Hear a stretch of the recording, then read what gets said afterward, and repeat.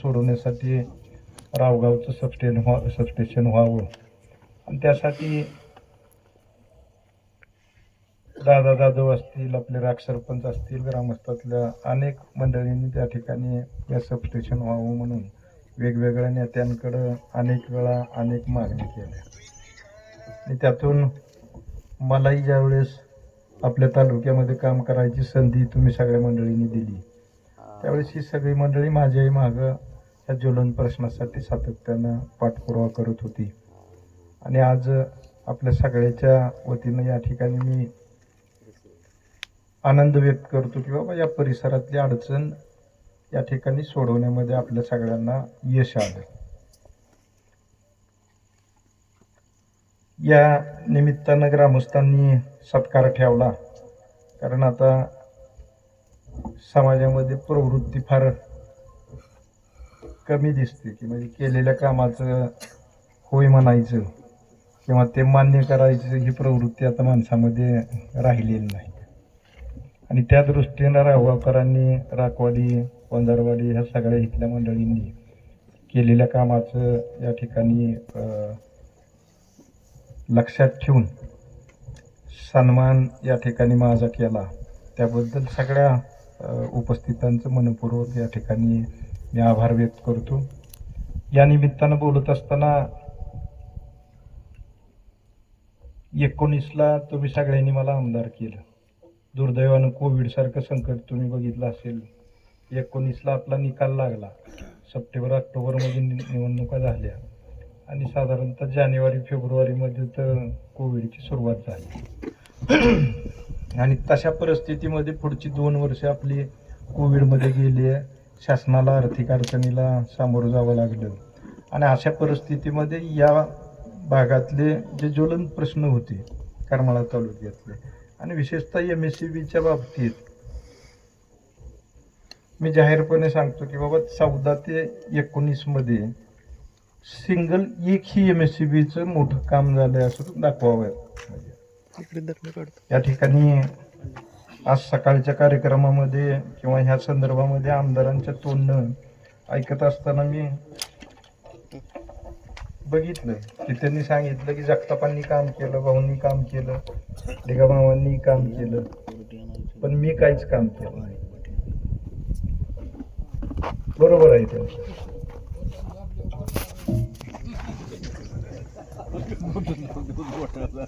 मी तेच सांगतोय की 14 ते 19 मध्ये तुम्हाला संधी लोकांनी दिली, ती स्थिर सरकार होतं. 5 वर्षात काय केलं? 2 रस्ते आलेत. मला सांगा, करमाळा ते कुर्डाडी आणि आपला तो ह्याच्यापासून कुंभेज फाटा ते जिंती चौकोला, हे 2 रस्ते तुमच्या कालावधीतले आलेले आहेत. त्याच्यामध्ये कोणी श्रेय घ्यायला गेलं का? मी त्याचा लोकार्पण सोहळा करायला गेलो का? पण 14 ते 19 मध्ये तुम्हाला स्थिर सरकार होतं, कुठलीही गडबड नाही, सरकार पडलं नाही, एकच मुख्यमंत्री, एकच उपमुख्यमंत्री, 5 वर्ष होता. माझ्या माहितीप्रमाणे मंत्र्याची सुद्धा खाती फार कुठली चेंजेस त्याच्यामध्ये झाले नाही.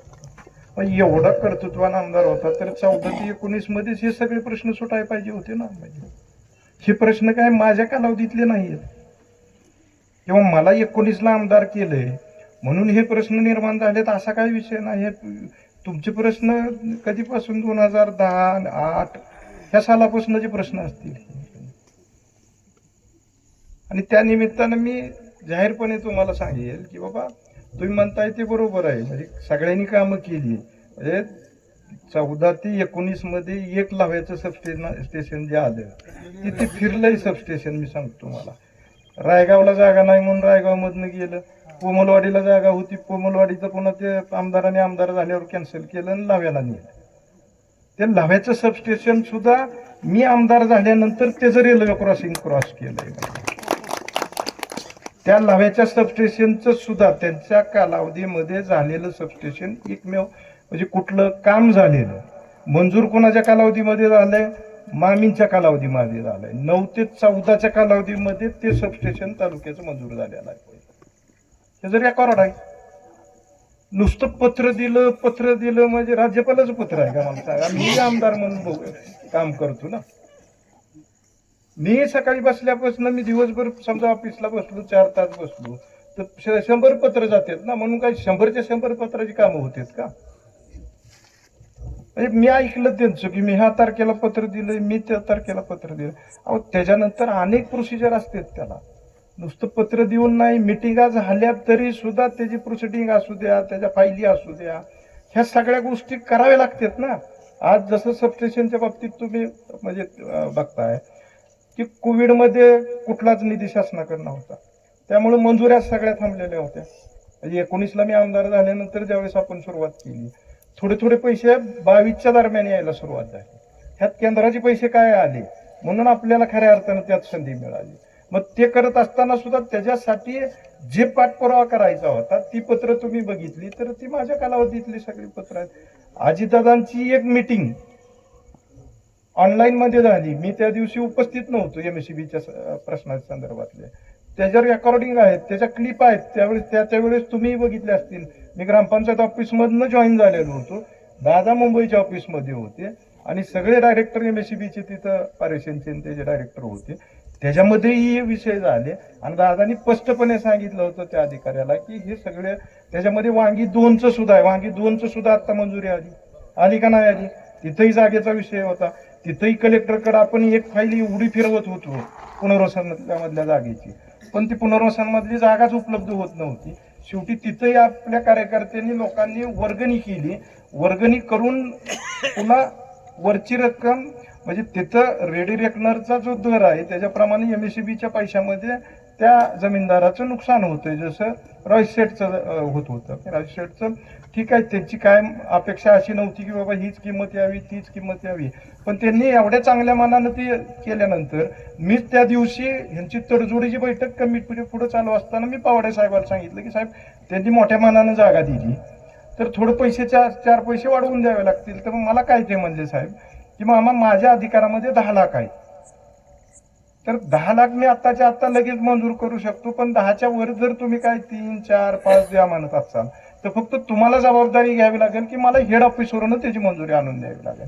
तो प्रस्ताव ताकसांदे साहेबाकडे मी बोलवून घेतला आणि तो प्रस्ताव 1.5 महिना आपल्याला गेला तिथं की बाबा वरच्या 5 लाखासाठी वाढीव त्याचे रक्कम देण्यासाठी, आणि ती आपण शासनाकडनं घेतली.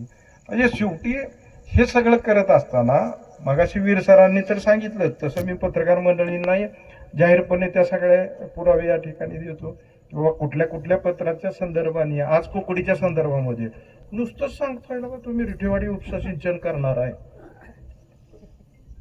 कागदावर काय केलंय सांगा मला. मीटिंग घेतल्या, त्या मीटिंगचं प्रोसिडिंग झालं, पुन्हा त्याला अनेक फाटे असतात, पुन्हा त्या फायली फिरतात, अनेक विभागाकडे जातात, वेगवेगळ्या विभागाकडे त्या फायली जातात. त्याचं काहीतरी दाखवा की का कागद दिला मीटिंग लावून म्हणून जहाली कोकडी यावं असा कुठं धंदा असतो का मला सांगा. ह्या सगळ्या गोष्टीचा या ठिकाणी आपणही विचार करणं गरजेचं आहे. मी माझ्या कालावधीमध्ये एमएससीबीच्या बाबतीत 3 नवीन सबस्टेशन मंजूर करून घेतले. रायगावचं असेल, आवाटीचं असेल. आवाटीचं चालू बी झालं कारण जागा उपलब्ध होती. राजुरीचंही लवकर जागा उपलब्ध झाली, राजुरीचंही झालं.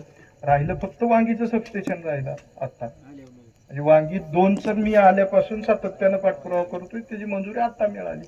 त्याच्यामध्ये आता तुम्ही उद्या म्हणणार आहे मीच पत्र दिलेलं होतं, पण शेवटी पत्र कधी दिलं, त्याच्यानंतर प्रस्ताव कधी तयार झाले, कुणाच्या पत्राने प्रस्ताव तयार, त्याच्यात संदर्भ असते. आज कुकडीची तुम्ही अख्खी फाईल जर बघायला गेला तर त्याच्यामध्ये जयवंत भाऊचं एक पत्र आहे आणि माझं एक पत्र आहे फक्त त्या कुकडीच्या फाईलमध्ये, की ज्याच्यामध्ये काहीतरी कागदा हल्ली त्याची फाईल तरी तयार झाली. आम्ही जे पत्र दिलं जयवंत भाऊनी त्या पत्रावरती ती फाईल तयार झालेली आहे. तोही प्रस्ताव आम्ही शेवटपर्यंत झाला. त्याच्या सर्वेक्षणाचे आदेश काढायला आपण त्या ठिकाणी मंजुरी घेतली. फक्त त्याच्या टेंडरसाठी रकमेला आम्हाला ती शेवटच्या टप्प्यामध्ये ती फाईल अडकली, नाहीतर त्याचेही सर्वे होऊन आज कुकडीत सुद्धा बऱ्यापैकी मार्गी लागताना दिसला असतं. शेवटी काम करत असताना नुसत्या गप्पा मारून चालणार नाही. एमएससीच्या बाबतीत मी 3 सबस्टेशन माझ्या कालावधीमध्ये करून घेतली. ॲडिशनल ट्रान्सफॉर्मर पहिल्यांदा कात्रजचा करून घेतला, कुर्टीचा घेतला, त्यानंतर दुसरा कोळगावचा घेतला, पांड्याचा घेतला, केमचा घेतला, त्याच्यानंतर शेटपळचा घेतला, वीटचा घेतला. हे सगळे ट्रान्सफॉर्मर माझ्या कालावधीमध्ये त्या ठिकाणी मंजुऱ्या घेऊन ठेवलेल्या आहेत. एवढ्या व्यवस्थितपणे त्या ठिकाणी काम करायचा प्रयत्न केला. बरं, मी काय नारळाला आणि ह्याला हापापलेला नाही. माझ्याकडे एवढी तुम्ही बघितलं असेल, एकेका गावात मी कोटकोट 5-5 कोटीची कामं दिली. कार्यकर्ते किती जरी म्हणले तरी मी कधी काय म्हणायचो, तुम्ही चालू करून घ्या, त्याला हापापलेला नाही.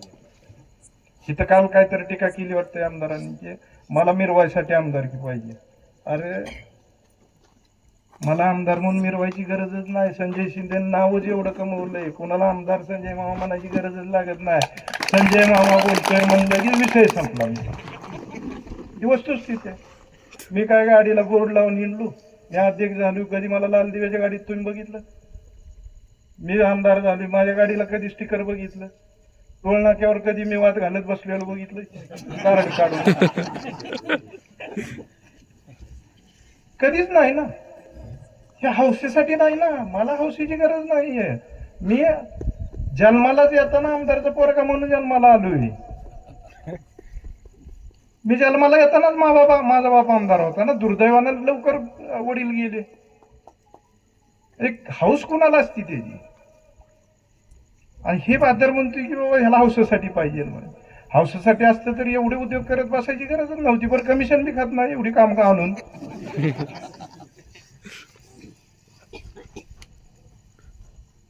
ह्याही सगळ्या गोष्टीचा आता विचार करणं गरजेचं आहे असं मला वाटतं. त्यांनी काहीतरी सांगितलं की स्वतःचा कारखाना विकून टाकला, वाटून दिलता मला करणं. आता आमच्या वाटण्याची फाईल आहे का तुझ्याकडे? आमच्या घरात काय काय होतं, कोणाकोणाला काय काय आलं, रान कोणी कोणाची गेलं, आपल्या घरातलं बघा. अतुल पाटलाला तर नीट कसा बघ उद्या त्याचं तरी विचारायचं कुठं काय, त्याचं काय असेल हा अधिकाऱ्याचं तेवढं तरी द्या. आमच्यात वाटण्या कधी झाल्या तुम्हाला काय माहित आहे? बरं, कारखाना मी उभा केला, मी स्वतः उभा केलेला कारखाना आहे. बरं, आमच्या वाटण्या 95ला झाल्या. त्या वाटून घ्यायचं का? पिंपळनेर कारखाना 2000 मधला आहे, तो दादांनी उभा केला. मी 2006-07 मध्ये माझा कारखाना हे केला, करायला घेतला, 2007 मध्ये उभा केला. आणि तो कारखाना मी उभा केला. मी सगळ्या ह्याच्यामध्ये धंद्यामध्ये माझी मला कळलं पाहिजे ना, मी धंदा म्हणून उभा केलाय. आणि कधी बाहेर पडायचं धंद्यातनं ती माझी मला कळतंय. त्यामुळे मी उभा केला, मी विकला, मी कोणाचे पैसे ठेवले नाही. एकमेव अख्ख्या महाराष्ट्रामध्ये माझा कारखाना आहे. शेअरच्या रकमा सुद्धा मी जाहीर आव्हान केलं, मी कारखाना विकतोय, जे जे शेअर असतील त्यांनी सोमवारी अर्ज द्यायचा, ह्या पुढच्या सोमवारी चेक घेऊन जायचा. 26 कोटी रुपये शेअरचे माझ्याकडे लोकांनी भरलेले होते. 1 रुपया सुद्धा कोणाच ठेवला नाही, कोणाची पगार बुडली नाही, कोणाचा PF बुडलेला नाही, कोणाचा तळतळाट लागलेला नाही. बरं, तो कारखाना आत्ताच्या सिच्युएशनला मी चालवू शकत नव्हतो म्हणल्यानंतर मी लोकांचं वाटोळं करू का? कर्मचाऱ्याचे पैसे उद्या असतील, कर्मचाऱ्याचे PFचे पैसे अडकतील, ऊसवाल्याचे अडकतील, वाहनवाल्याचे अडकतील. ह्या सगळ्याची मी घेतली ती भूमिका लोकांच्या चांगल्यासाठीच घेतली ना. आज काय झालं, उलट लोकांना चांगल्या पद्धतीनं पैसे मिळायला लागले. जी यंत्रणा उभा केलेली होती ती पुढे चालू राहिली ना. आणि तुमचं काय झालं आता? आदिनाथ तुम्ही सोन्याचा दूर काढून देतो म्हणला. मी माझा उभा केलेला इकला. लगा आपल्या बापांनी ज्या कारखान्यासाठी चपल्या घातल्या नाही तर तो कारखानाही काय काढला ना. आता काढला का नाही काढला? बरं, मी जाहीरपणे केव्हा सांगितलं, जिल्हा परिषदेच्या निवडणुकीलाच सांगितलं की तुम्ही मला 2 महिन्यांनी 4 महिन्यांनी सांगा, की कारखाना इकून टाकणार आहे. ह्यांना कारखाना चालवायचाच नाही हो, इकून त्याच्यामधलं कमिशनच काढायचंय मी सांगतो तुम्हाला. आणि ते दिसेल तुम्हाला, पुढं सगळं बरोबर दिसेल मी सांगतो. आणि ही सांगते ती मी कारखाना ऐकला, कारण मी उभा केला, मी ऐकला, मी काही लोकांचा ऐकला नाही, मी उभा केलेला ऐकलाय. हे या निमित्तानं मी सांगू इच्छितो. त्यांनी सांगितलं की मोहिते पाटलावर गद्दारी केली. अरे बाबा, मोहिते पाटलावरती तू जगला नावाने त्यांच्या. माझं मोहिते पाटलाचं जे तात्विक भांडण आहे ते केव्हापासून आहे, 20-22 वर्षापासून हाय. ते हाय, उघडपणे आहे ना, त्या चाकरीत काय. आणि हे सांगतोय की मोहिते पाटलावरती गद्दारी केली. जाहीर माझं त्यांचं पटलं नाही, उघडपणे बाहेर पडलो. तू मात्र त्यांच्याकडनं सगळं साधवून घेतलं. मी माझ्या आयुष्यातलं एकही पद मोहिते पाटलाकडनं कुठलं घेतलेलं नाही. सगळे मोहिते पाटलाच्या विरोधात जाऊन पद मिळवले. तू मात्र सगळं साधल्यावर आता तुला दिसायला लागलोय मोहिते पाटील वीक झालेत म्हणलं की पळायला लागला. मगाशी पांढऱ्यांनी सांगितल्याप्रमाणे. काय रे मग एवढं इमानदारीनं वागायचं होतं तर उभं राहायचं ना मोहिते पाटला बरोबर जिल्हा परिषदला. जसं वारं वाहील तसं पण तू आहे. सरकार पडलं, एकनाथ शिंदे मुख्यमंत्री झालं की निघाल लगेच एकनाथ शिंदे. आता भाजपचं जरा चालतंय म्हणलं की निघाला भाजपकर. मध्ये साहेबाचं वार आहे म्हणलं की निघाला साहेबाचं वार आहे. मी नाही ना तसं केलं. माझा नेता पहिल्यापासून अजितदादा आता. मी आयुष्यामध्ये हे उद्योग केले नाही. राष्ट्रवादीतनं उभारलो, अजितदादाच्या सांगण्यावरनं उभारलो. मी माझ्या नावावरती आतापर्यंत राजकारण केलं. संजय मामा शिंदे आणि अजितदादा विश्वासू कार्यकर्ता ह्याच्यावरती मी राजकारण केलं. मी असं रोज उठून कोणाच्या दारात नाही गेलो. गेलो असेल कोणाला काम मागणी, माझ्या स्वतःच्या कामासाठी नसेल गेलो. तालुक्याच्या विकासासाठी अनेक वेळा गेलो असेल मी, पण राजकारणातलं पद मागायला आणि ह्याला कधी मी कोणाच्या दारात गेलेलो नाही. जी माझी भूमिका आहे ती स्पष्टपणे मी आतापर्यंत त्या ठिकाणी करत आलोय. त्यामुळं हे सगळे आता तुम्ही आमदारांनी सांगायची गरजच नाही.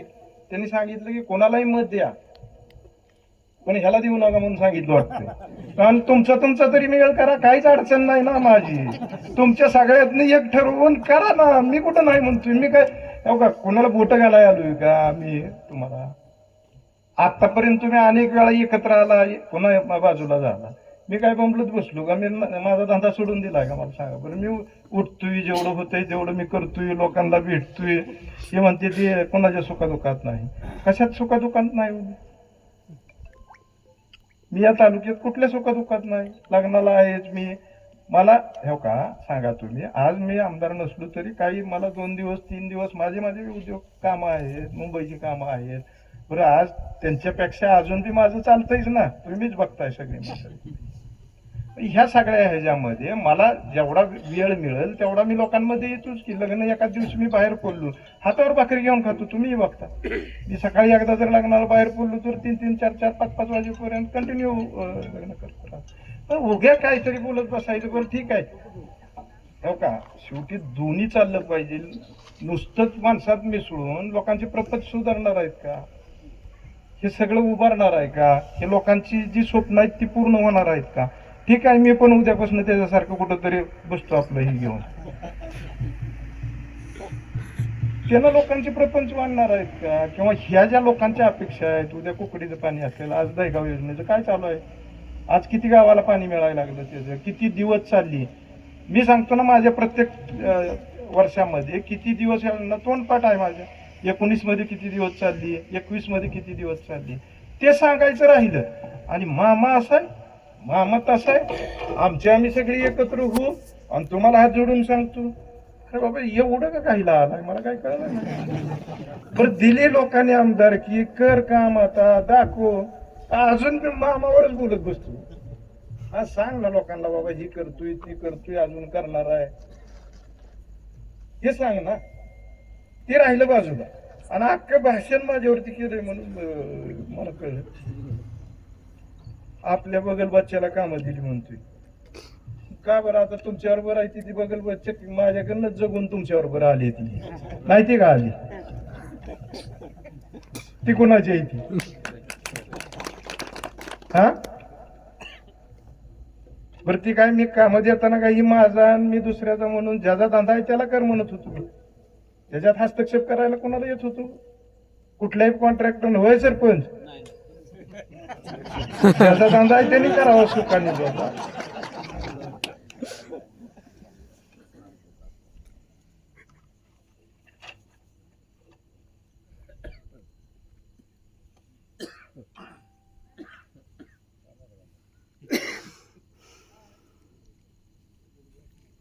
संध्याकाळी 6 वाजता आल्यावर मला विचारा म्हणजे. आता मी काय आमदार आहे मला विचारायला?